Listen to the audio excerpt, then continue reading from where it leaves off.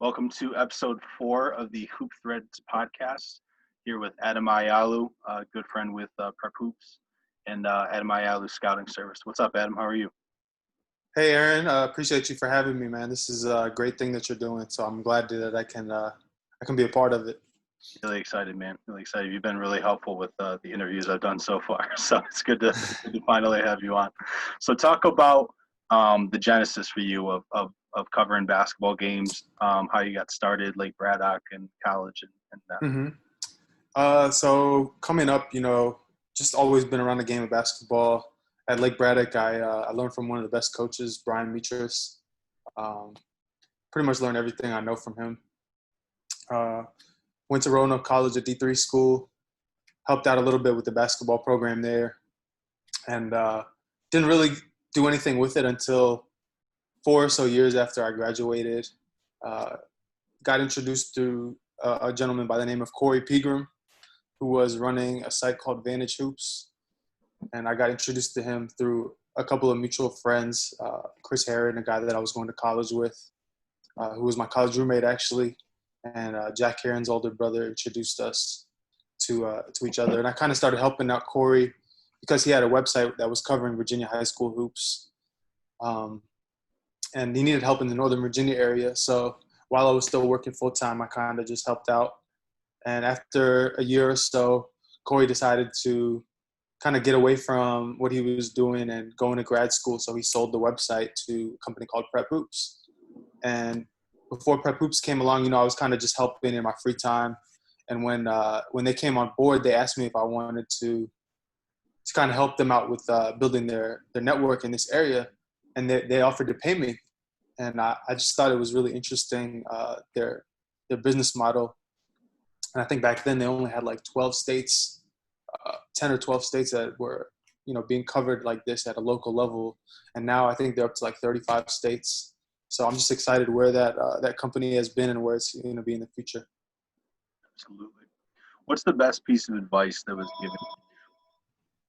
The best piece of advice I actually got from Corey, the gentleman who started Vantage Hoops. And that was just to be diligent with everything. And by be diligent, I mean, just going through every day and updating your database, because I have a prospect database. And literally every single day there's something that I could change on that database, whether it's updating a contact information or transfer or commitment. You shouldn't let those add up because it just makes your work a lot harder in the end.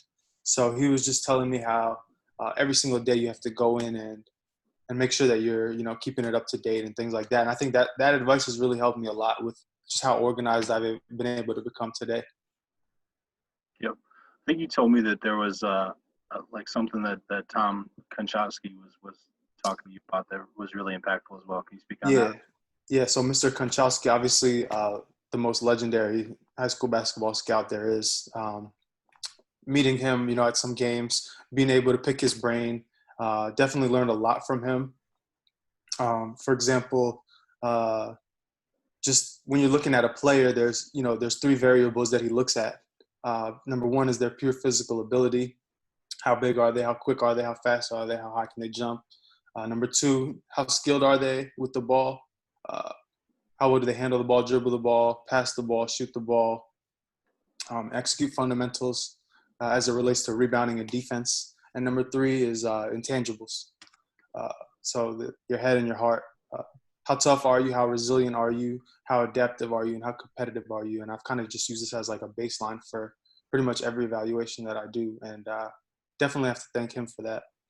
He also told me about some of the turnoffs that he looks at, like having a bad attitude, not being a good teammate, and showing poor body language.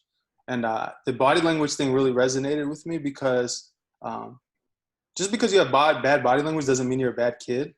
But unfortunately, a lot of good kids don't realize the importance of having good body language. So those are some things that Tom really taught me. And he taught me a lot more than that, but that's just kind of the essence of what we talked about.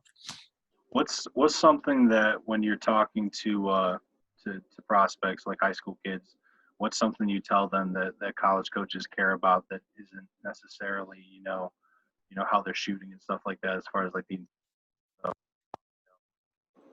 Yeah, I mean, just to control whatever you can control, man. Like you said, if you're not shooting the ball well, are you getting back on defense? Are you hanging your head? Are you still, engaged in the game? Like, yeah, you can't control whether or not you really make the shot, but you can control how that affects you, Like, if you shoot 0 for 10, like, what else are you doing to make an impact in the game? Are you being taken out of the game because you're not making shots? Or are you able to stay in the game because you're doing other little things like rebounding, playing defense, communicating, things like that? So that's what I always try to tell players is that no matter, how well you're shooting the ball or things like that, you can always control, your attitude and your energy.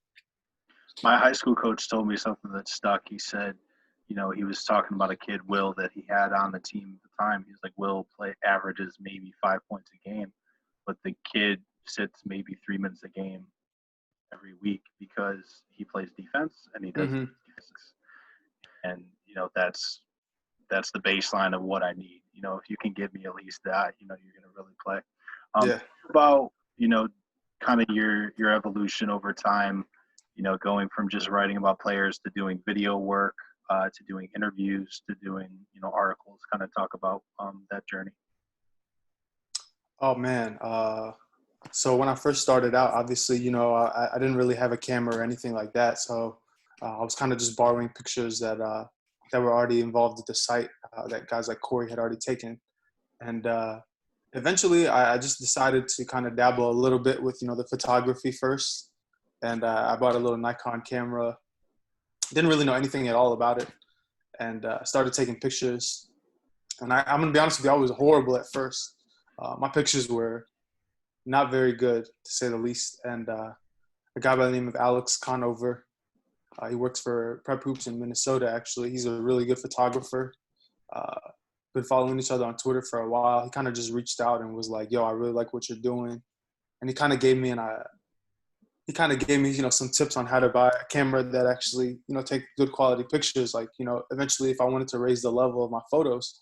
So I took all the advice he said and, over time, the quality of my photos started improving. And then when I got into the video part, the way I got into that was honestly through Hoop Group, covering their events, their showcases, their camps, getting involved with the media team there, really elevated my game, meeting Ian Finnan and James Nayland and doing the Hoop Major stuff. We all really kind of collaborated there and made each other better. And that was a lot of fun in terms of, learning how to edit and learning how to record high quality stuff.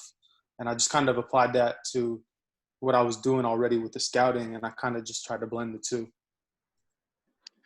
Next thing is you have great relationships and conversations with kids in the area, often from, when they're in 8th and 9th grade, continuing until they're seniors, and honestly, sometimes in college.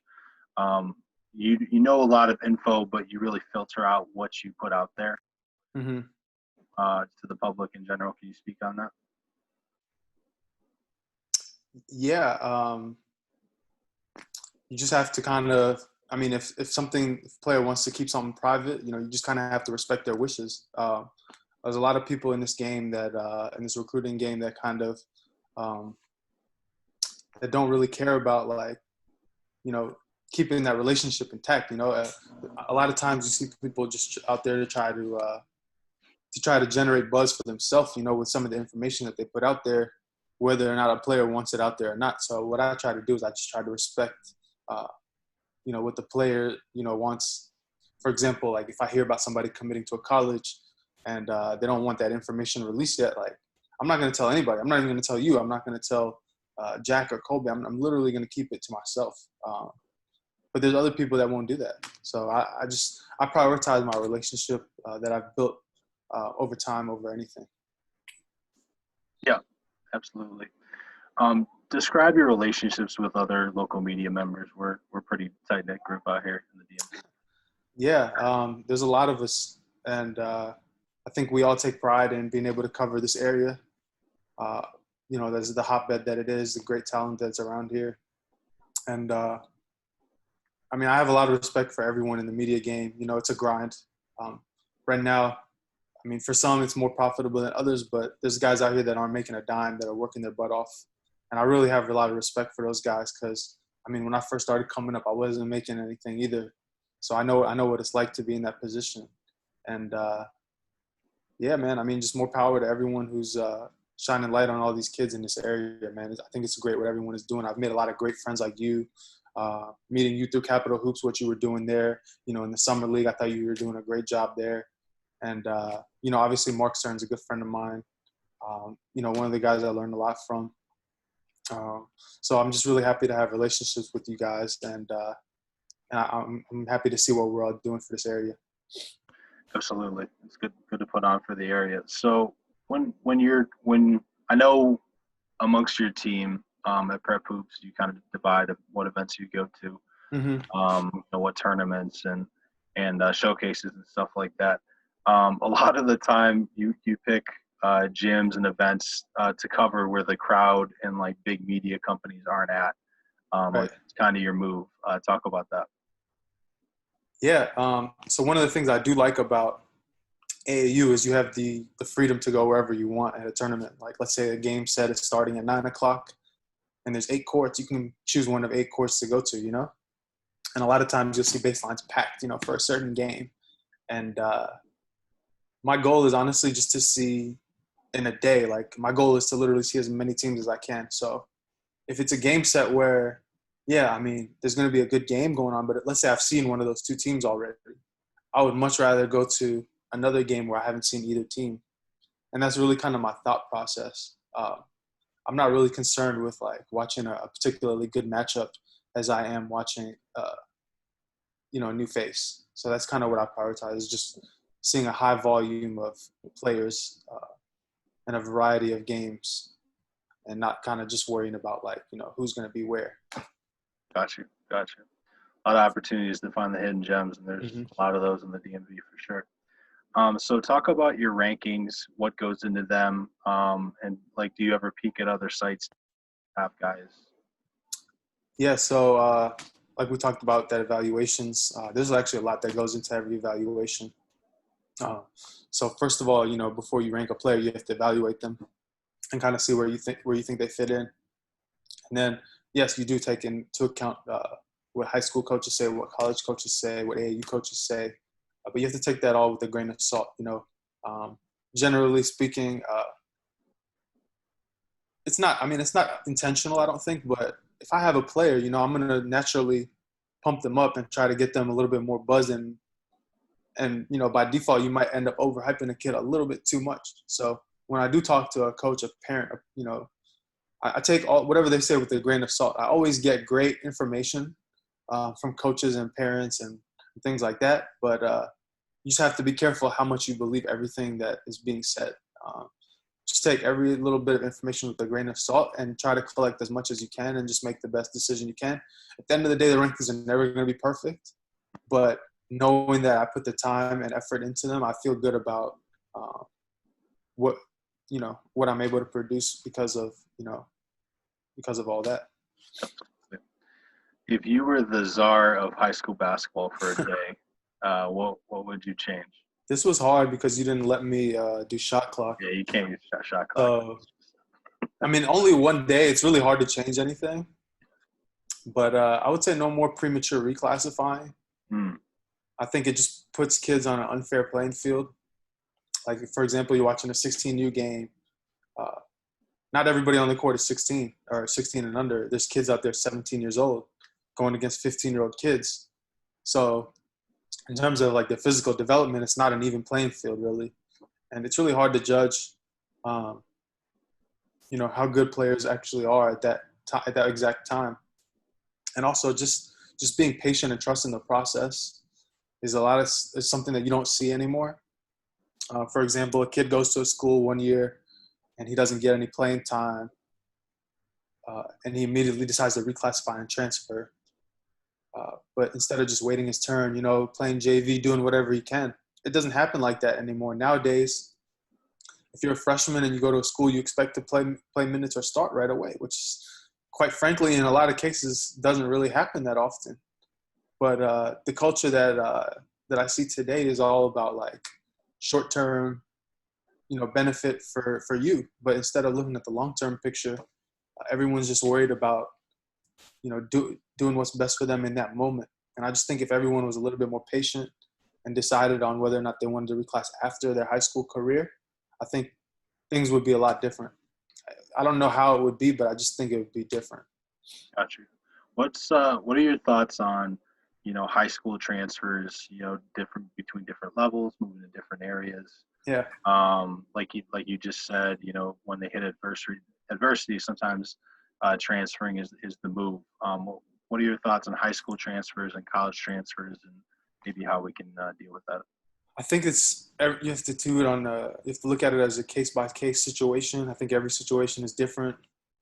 With college, a lot of transfers are triggered by coaching changes, which is what I've noticed. And I don't think it's fair to make a kid sit out for a year if their coach transferred, or, loses a job or leaves or whatever. I just don't think that's fair. So hopefully, I think they're going to address that, but I don't know what's going on there.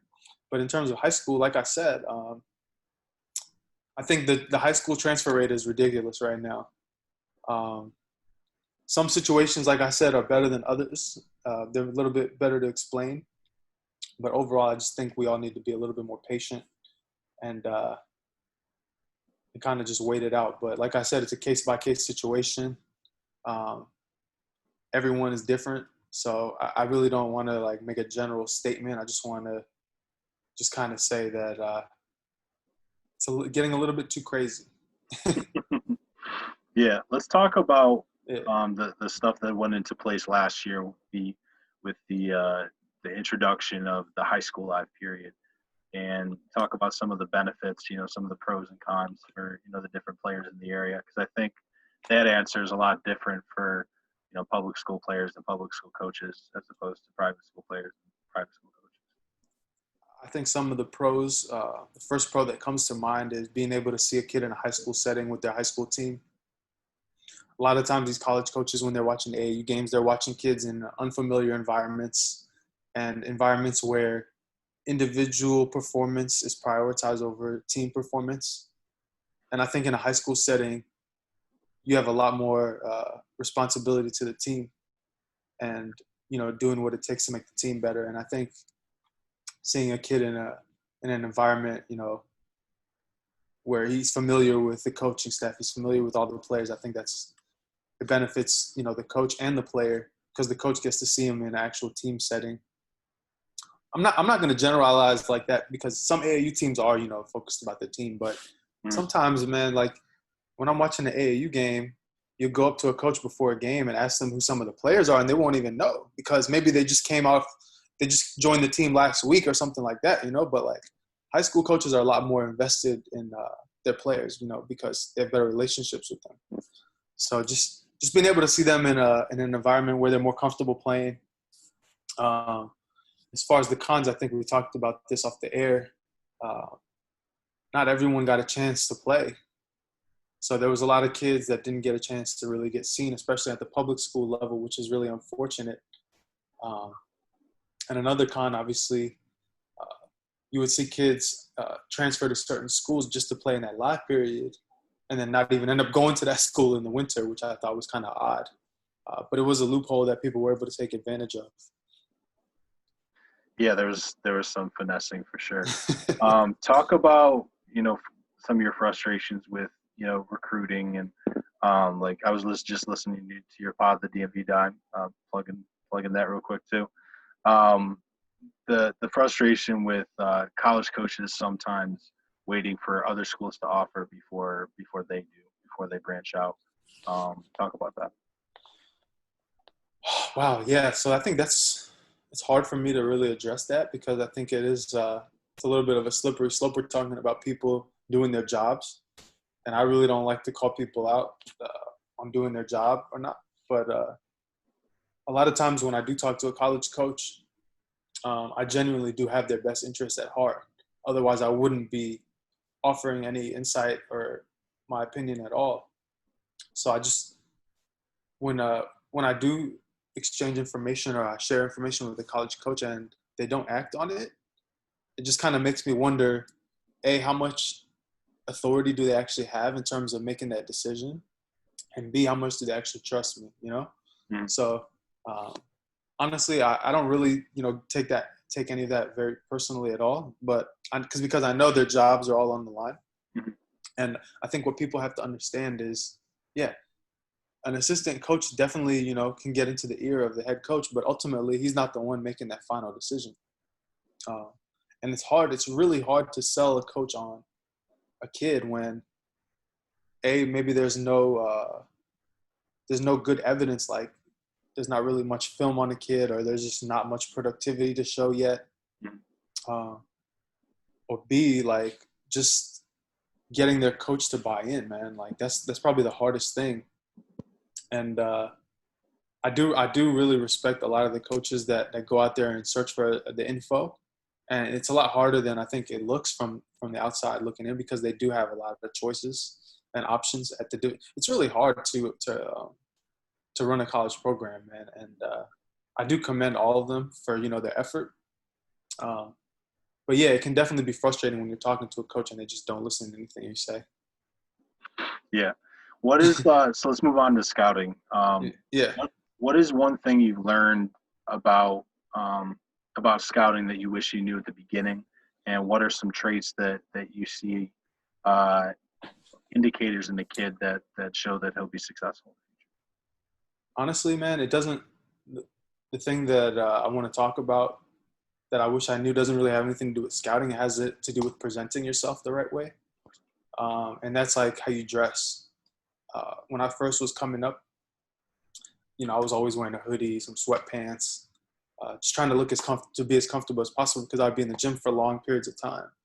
But as I, progressed and over the years, I kind of realized that it's important to present yourself in a certain manner, uh, just to be able to command respect from, whoever's around you, and let people know you're serious about what you're doing. So lately, I'd say within the past year or so, I've been trying to dress nicely wherever I go. And I'm planning to do that in the future. Mhm. And just as far as the second part of your question, man, uh, going back to what I learned from Konchowski, man, just, making sure that players, the easiest things to notice, man, just watching a kid and see how they act, how they treat their teammates. Do they care about their team's success? Those are things I really, really look for. And because when you're building a team, you want everyone to get along. That's one of the most underrated parts in team building. It's having good team chemistry. And I think that's important, man. I really do. So you're a very, very detail-oriented guy, very organized. What type of things were you reading?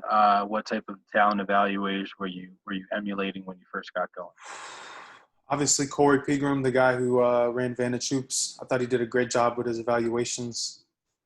So I used to always read all his stuff. And Mr. Konchowski, definitely been a huge influence of mine. Just with his understanding of, how to be successful. Just telling people, how important it is to listen. And he always said that the primary sign of intelligence is the ability to listen. And there's two parts to that. A, the willingness to listen, and B, the ability to concentrate. And also, he also says that it's important to set goals, because they're like destination. The goal is like a destination. If you don't know where you're going today, you'll never get there. And he said it's important to set short-term, intermediate, and long-term goals. So that's what I do. And also, there's no shortcuts. You got to do the work and to make sacrifices to reach success. Absolutely. What goes into covering a high school game, and how does that differ from what you do in your scouting, showcase events, and AU tournaments? I think it's pretty much the same all across the board. Look for all the traits I was telling you about earlier in terms of evaluations. When I scout a high school game, I do try a little bit more to keep accurate stats, because I think it's important to note stats, man. I wish we had like advanced stats like they do in college and the pros for high school, because I think that would make everyone's job, 10 times easier. And I think maybe in the next 5 to 10 years we might. You never know. Legit Stats does a great job in this area. So hopefully they can kind of keep growing and end up, doing stats for everyone. That would be great. But when I'm not keeping stats, obviously, just taking notes on what I see. It's kind of hard to do both at the same time, but I mean, that's the nature of the beast right now. Do you have like both the rosters written out Oh beforehand? yeah, oh yeah. Before I go to any game, definitely try to find the roster online. If I don't find a roster online, definitely meet up with one of the coaches before the game and get all the info. Like I said, it's a lot easier in high school than in AAU. Mm. Uh, so yeah, I mean, just try to gather as much information before the game and be ready when the game starts. What are some of the best events that you've covered, and what made them great? What set them apart? My favorite events that I've covered have to be the Hoop Group Elite Camps. Future All-American Camp, Elite 1, Elite 2. Um, Number one, there's crazy bump there. There's ridiculous amount of talent. Like being able to see Jalen Green, Cole Anthony, Khalil Whitney, Scotty Lewis, BJ Boston, guys like that, Terrence Clark. Like seeing these guys when they were, rising ninth graders, 10th graders, uh, uh, seeing them play in these camp settings where everyone's coming at their neck. You know what I mean? Like, because there's a lot of media there. Everyone's again wants a highlight tape. So literally game in and game out, people are coming at these guys next. So they have to bring their best every time. And seeing guys like Jalen Green literally just dominate throughout the duration of a camp, man, there's really nothing like it, man. And also just the energy that's at these camps, man, it's just ridiculous, man. These kids, they work so hard, man. They do early bird workouts at like 5, 6 a.m. And by the time, the last game set is over, it's probably like 8, 9 o'clock. So these guys are in the gym for maybe 10 hours a day, not including lunch, and nap time and all that. But just seeing how hard these kids work, to gain exposure, and working with the media team there is always a lot of fun too. So there's really nothing like it, man. And even the local kids that came up, like the Justin Lewises, the Ryan Conways, the Henry Coleman's, Mark Williams, seeing all these kids grow up at these events it's priceless, man. It really is. Absolutely. What sets this is the question I've asked all of my podcast guests. What sets DMV basketball apart from the rest of the country? Yeah, I think this is a cliche answer. Everyone's kind of using it, but I have to use it. It's got to be the coaching, man.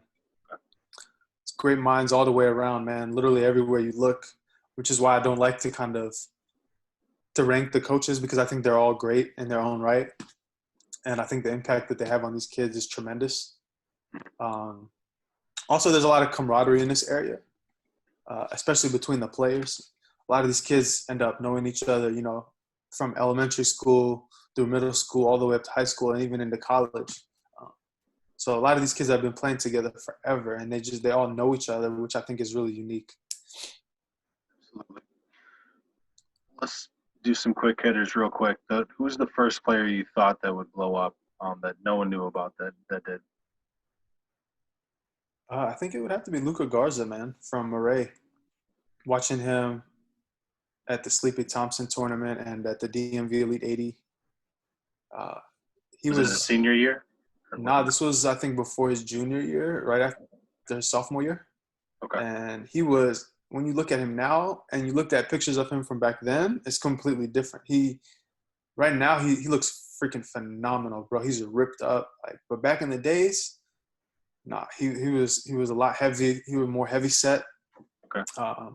But the thing I really always liked about Luka is his motor. His motor is non-stop, and he's relentless. And also, he's very skilled, too. He's always had great footwork, always had great touch. He's always been a great shooter. But I think that, in conjunction with the development of his body, has really, elevated his game a lot. I think his body has just – the transformation of his body has definitely made a huge difference in his game. Absolutely. And go ahead. To be fair, Iowa, when I first started watching him, he only had one offer, and that was from Iowa. And guess what? He ended up going there and killing it. And before he did commit to Iowa, he ended up getting maybe 20 or 30 offers. Yeah, so he did blow up. Gotcha. Yeah. Who's some of the most fun players that you covered? I think the most fun player is probably Justin Lewis, man, from Pauley. This guy, every game you go to, he's gonna put on a show, no matter what. He'll dunk on you. He'll pin your shot against the glass. He'll cross you over and hit a step back. There's nothing in his game. There's nothing that he can't do, literally. And what does he win? 3 state championships? No, I think he won 2. His freshman year, he was at Calvert Hall. But just watching Justin at some game, like some of these games where it's completely packed. I've seen him play playoff games at schools like Potomac where it's just packed, and St. Charles. And when he catches a dunk, man, and the whole gym just goes quiet, man. There's not really too many events like it, man. It's incredible to watch him play, man. It really is. I'm gonna hit you with one. Who's a college assistant coach that no one knows about right now that you think can be a great college coach one day? I'm gonna put you on the spot. Ooh, college assistant that can be a great college. Does it have to be a D1 coach, or Nah, it can be whatever level. Ooh, you know what? I'm gonna go with my guy Dave Maturo. I don't know if you know him. He coaches at Randolph-Macon. Okay. He's a grinder, man. I see him everywhere, literally. They're based out of Richmond, but they do a great job, I think, recruiting the Maryland area. They've gotten players like Buzz Anthony, who was at Archbishop Spalding, and he's been a great player for them. They got a guy, Miles Mallory, who I thought was a scholarship-level player. He was at St. Vincent Pallotti a couple years back. And I think a big part of that program's success at Randolph-Macon has been Dave Maturo. Just his diligence, man. This guy's literally everywhere. He's building relationships. And they do a great job building that program. Awesome. I'm going to hit you with two more quick hitters that I didn't tell you about in advance because I wanted to see what you think. Give me your top 3 Twitter follows. Ooh. Top 3 Twitter follows. Does it have to be basketball related? Okay. Hold on, man. That's tough, man. That's really tough.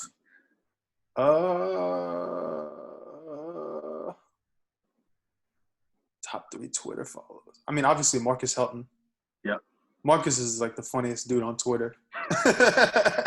But he also definitely, spits out useful information, you know, not just about basketball. He spits out useful information about everything, and I really like following that.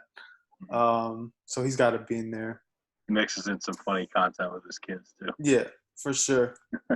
I enjoy following Jake in the Paint. Okay. I like some of his.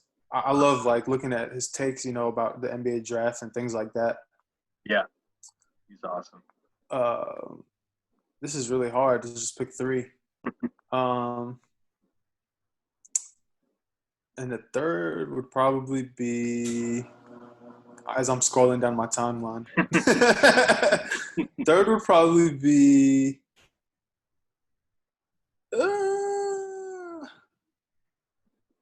This is hard. Joseph Gill from Mercy Analytic. Met this guy in Minneapolis for the Final Four. Oh, Joe. Yeah, Mercy. Yeah. That's my guy. Yeah. And he's always spitting out facts. So not just about basketball either. So deep dive NBA stat facts. Yeah. Yeah. I love when there's an argument on Twitter that's NBA Twitter that's happening, and then it comes out of nowhere with some stat, and you're just like, yeah, that's exactly what we need. Dude, he breaks it down, man. He ain't play no games either. That's my man. All right. Last thing is I want you to put together a 10-man team of the most underrated kids in the area. Let's hear what you got. So the 10 players I picked are all in the class of 2021 because I don't think it's right to call a kid underrated if he's only played 1 year or 2 years of high school basketball. I think you have to have a bit of stronger body of work to be called underrated. Got you. So they're all from the 2021 class. Okay. And I tried to do my best in terms of diversifying it between Maryland and Virginia and DC. So obviously 2 players at every position. So the point guards I picked, Mike Aiken from Thurgood Marshall and Cole Hannon from Bullis. Both relatively undersized players. Both play the game the right way. Both make guys around them better. And they both defend, which I really like. You got to have point guards that do all of that. Shooting guards, Jack Taylor from George Marshall and Greg Spurlock from Rockridge. Spurlock is more of a combo guard. Nothing wrong with putting him on the ball and letting Cole play off the ball and things like that. I just like the idea of having him there as a secondary playmaker. Mm-hmm. Jack Taylor, great shooter. good athlete, also a really good passer. Passing is one of my favorite attributes. I think it's an underrated skill. Mhm. And the first four guys I mentioned all do that at a high level. At the 3 spot, we're going to go with Barry Evans from Oakland Mills. Not too many people know about this kid. He's a 6'6" wing. I think when he started his freshman year of high school, he was 5'8", 5'9". Grew up playing the point guard position, so he's got a lot of skills. He's left-handed, has a lot of wiggle. So I'm a big fan of Barry Evans. Pretty much top 5 in Howard County in every step. Second small forward, I had Mohamed Toure from Sandy Spring. Very rangy athlete, 6'5", shoots the ball really well, which I like. Plays with a great motor. So I had to have Toure on there. Mhm. Power forwards, I'm going to go with Aaron Lewis from Lanham Christian School. Long and athletic, stretch big. You can also go inside. You can face up. Good shot blocker, good defender, good rebounder. And then Tyrell Harris is my other power forward. He goes to Potomac in Virginia. And Tyrell, incredible team player. One of the best charge takers I've seen. Like great at selling contact. And on the other end, on the offensive end, he has a really nice mid-range game. Anything inside 10, 15 feet, he's pretty much automatic. He can pull up on a dime, which I really like. And he's athletic, so he can catch lobs, putbacks, things like that. Mhm. And at the 5 spot, I'm not going to go too tall. I'm going to go with Dauda Dembele from Springbrook. I know you know who he is. He's Your a man. beast. He's a beast, man. And the one thing I like about him is his versatility. He can move his feet. He's not, a plotter at all. He's lateral quickness. He's switching. He's long. He's active. And he's a force, man. He really is a force. He plays team stat with Bobby. Yes, and they have a great team. Obviously with Jao Tuka, Bobby, all underrated players as well. What circuit are they on? They play on the hoop group circuit, I believe. Great circuit, man, for non-sneaker teams. Gotcha. And the second center, Jack Jensen from PVI. I love his versatility. I love his effort. I love his energy. And I think he's still going to keep growing, man. His brother's 6'10". Jack, when I first started watching Jack, he was like 6'4". Now he's like 6'8". So it's going to be interesting to see how much more he grows in the future. Gotcha. Two last questions. I'm really excited for this last one. I want to start a section where we talk about local eats. So give me an underrated food spot that no one knows about in your area. In my area, or just in the DMV in general? DMV in general, whatever works. Wow. Shoot. There's a spot in Arlington that I go to whenever I meet with one of my friends who's in the coaching industry. It's called Tupelo Honey Cafe. It's in Arlington. It's a really nice cafe. It's not too expensive, but they have high quality food, so I really like that. Another spot that I go to in Georgetown, if you want a good burger, I go to Good Stuff Eatery.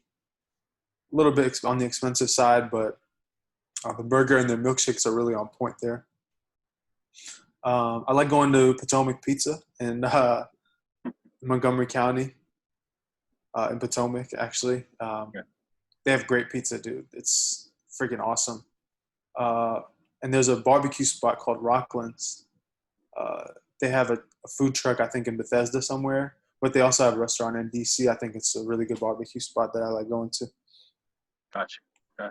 Bunch of good spots. Yeah. This area is great for food. It is. So my last question is kind of where do you want to be eventually one day? What's kind of the end goal for you? Obviously, we've talked off the air. I want to get into the NBA, somewhere in a front office. And whether that means getting my foot in the door as, in the G League as an intern, rebounding the ball, picking up trash, bringing in coffee, it doesn't matter.